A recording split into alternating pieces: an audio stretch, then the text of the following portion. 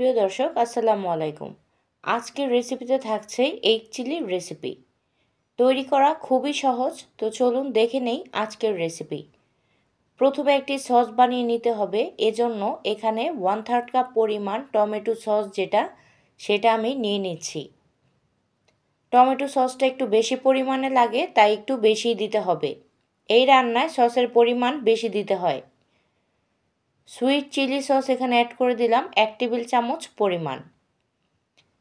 Soya sauce দিয়ে দিলাম 1 table চামচ পরিমাণ।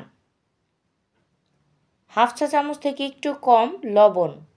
সসে লবণ থাকে, লবণটা বুঝে ইউজ করবেন। চিলি ফ্লেক্স দিয়ে দিলাম 2 বারে 1 চা চামচ পরিমাণ। কাশ্মীরি লাল মরিচের গুঁড়া হাফ চা চামচ আর হাফ চা চামচ পরিমাণ সাদা গোলমরিচের গুঁড়া। এখন খুব ভালো মতো এগুলোকে মিশিয়ে নিতে হবে। আমি একটু স্পাইসি করেছি, আপনারা ঝাল কম বেশি করে নেবেন।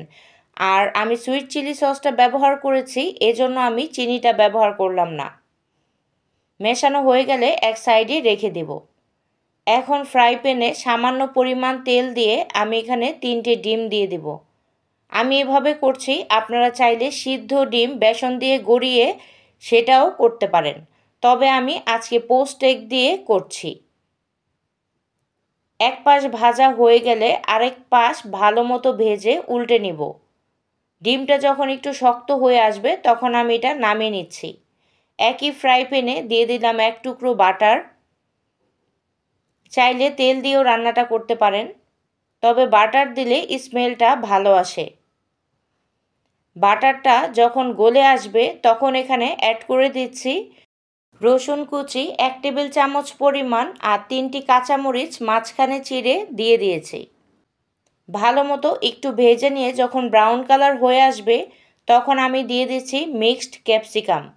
এখানে লাল আছে, সবুজ আছে, হলুদ আছে, সব মিলিয়ে আমি নিয়ে নিয়েছি 2 কাপ পরিমাণের মতো।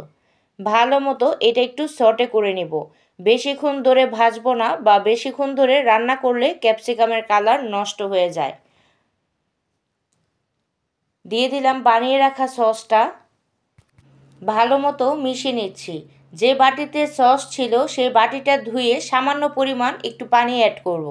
আমি এখানে কর্নফ্লাওয়ার ইউজ করব না, কর্নফ্লাওয়ার ইউজ করলে তাড়াতাড়ি জমে যাবে, আর আমি একটু রসালো রাখতে চাচ্ছি। আর সেই পোস্ট করা ডিমগুলো এখানে অ্যাড করে দিলাম, উপর দিয়ে একটু তিল ছিটিয়ে দিলাম, ব্যাস তৈরি হয়ে গেছে। পৃথিবীতে মনে হয় এই রেসিপিটাই সবচেয়ে সহজ। আর যখনই আমার একটু স্পাইসি কিছু খেতে ইচ্ছে করে আমি এটা তৈরি করে ফেলি। পোলাও বা রুটির সাথে খুব ভালো লাগে। আজ এ পর্যন্তই। আল্লাহ হাফিজ।